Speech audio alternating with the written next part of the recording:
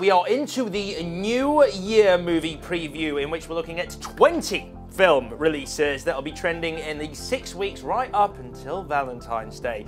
So, what better way to see in the new year than, of course, at the movies? And it's award season, which means, as always, the leading Oscar and BAFTA contenders will be opening in this period. So, the first of my 20 features Colin Firth. No stranger to award ceremonies, he stars as Eric Lomax in the title role of the Railway Man. In World War II, Lomax was a prisoner of war working on the Burma-Thai Railway. The torture he suffered haunts him for years, even after he meets his wife Patty, played by Nicole Kidman, until he gets the chance to meet up again with his Japanese torturer. Jeremy Irvine gives a brave performance as the young Eric who endures so much. So let's take a look at an early scene from the Railway Man right now.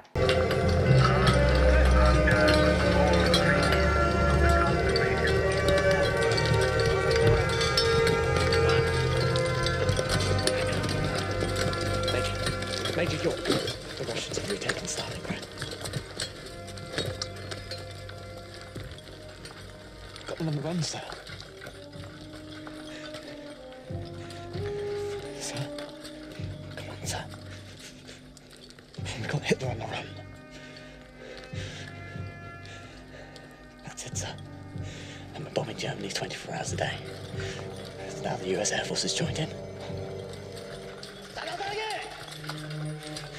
The men, sir. Right? You've got to let them know it's going our way.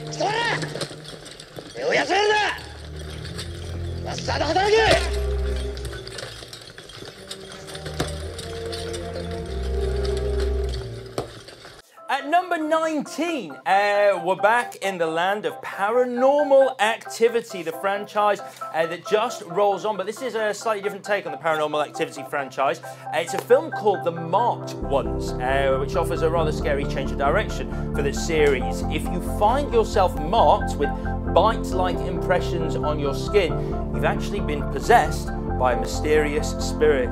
Let's go check downstairs. Holy, there's blood everywhere. Katie and Christy. What is this? This is some black magic stuff. Hey. She's got pictures of you. How does she have pictures of you? Dude, I had craziest dreams. Check it out. What is it? It looks like a bite or something. Your behaviour starts to change if you've got these bite marks on you from what your family and friends expect. If you have a taste for the suspense, this should be right up your street. On to numbers 18 and then 17, two very different Hollywood comedies opening in early January. The first is Delivery Man. It's a tricky dilemma for all the guys in the audience. How would you feel if you've been a sperm donor for a fertility clinic for 20 years? One day you find out you've not only fathered 500 children, but 100 of them want to know who their dad is. That's the problem facing Vince Vaughn alongside Kobe Smulders, who are the cast in this one set in New York. We're then across the state in Las Vegas. Three friends throw a stag party for their remaining single friend before he gets married. The twist being this time, they're all over 60. The friends are played by Michael Douglas, Kevin Kline, Morgan Freeman and Robert De Niro. So the one thing we might expect is colossal hangovers. Hey, look, don't be upset with them, Pat. It wasn't their fault. Hey, look. I'm getting married, okay? This is a bachelor party. I needed you there. I'm going home. Oh, for Christ's sakes, how many times do I gotta tell you I'm sorry? You can't say it enough, my friend. You can't say it enough. Every time I see you, we go through the same old... One more word, I'm gonna knock your block off like I did when we were in the fifth grade. Oh, yeah, that's the way you want to say it. Hey, not at all. Next up is number 16, and it stars the mighty Idris Elba. Of course, I'm talking about Mandela, Long Walk to Freedom, based on the late leader's autobiography. This event status film, directed by Justin Chadwick, chronicles Mandela's life from rural childhood to inauguration as the first elected black president of his country, South Africa. There are lots of insights too into the less well-chronicled life of Winnie Mandela, brilliantly played, and she is truly fantastic in this movie by Naomi Harris. At number 15, it's 12 Years a Slave. Set in pre-Civil War America, Steve McQueen directs Chiwetel Ejiofor as Solomon Northup, a free black man from New York who is kidnapped and sold into slavery.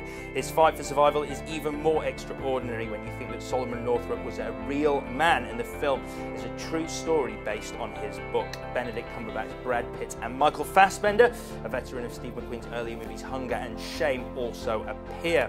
Benedict Cumberbatch is also my choice in number 14, August, Osage County. It's the story of a strong-willed, dysfunctional family who reunite in Oklahoma when a crisis brings them together.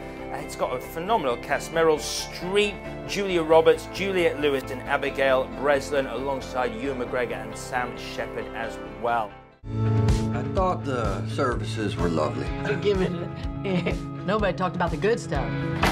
She takes pills, Valium, Vicodin, Xanax. That stunt she pulled. She smuggled a bottle of Darvocet in her. You want to search me? No. Then my next few films are all in the running for some award nominations in the coming weeks. Best thing to do is go and see, obviously, what you make of them yourselves. At number 13, Inside Llewellyn Davis, the latest from the Coen brothers, Joel and Ethan, who've obviously amassed an astonishingly varied body of work. Set in 1961, the film traces the story of a young folk singer in New York, played by Oscar Isaac, alongside Kerry Mulligan, Justin Timberlake and John Goodman, whose actual career in Coen brothers movies dates back more than 25 years now to Raising Arizona. Bubble, helmet, flash, Gordon boots. Nowhere there. Gravity. Shoot. No place to be a hero. Okay. Okay. Hey, look, I'm happy for the gig, but who wrote this? I did. Okay. So, okay. Good. Shout. Please, Mr. Kennedy, take one, and we're rolling. 1, 2, 3, 4. 10, 9, 8, 7, 6, 5, 4, 3, 2. 1 second, please. Now, my number 12, it's The Armstrong Lie, which catapults us headlong into the rise and fall of the cyclist before the doping scandal actually blew up and Armstrong was stripped of his 7 Tour de France victories. But obviously at that point, the cameras were already in position. That's where it becomes a game of power. When you can say, I'm signing up Ferrari to be my exclusive doctor. When you can say, I'm going to use a private jet to travel around, to evade detection. All right, number 11 is The Wolf of Wall Street. Martin Scorsese's stylish drama, reuniting him with Leonardo DiCaprio, who plays a stockbroker in his 20s with all of life's pleasures at his disposal. But inevitably, it turns into a searing modern-day story of fraud, corruption, crime, and punishment. The cast includes Jonah Hill, Matthew McConaughey, and our very own Joanna Lumley. You know what a fugazi is? Oh, Fugazi. It's a fake. Yeah, fugazi, it's a wazi, it's a woozy, it's a fairy dust. Was all this legal? Absolutely not. We were making more money than we knew what to do with. We don't work for you, man. Yeah, my money taped to your boobs. Technically, you do work for me. Ladies and gentlemen, it has been an absolute pleasure doing this show for you this evening. I do hope you enjoyed it.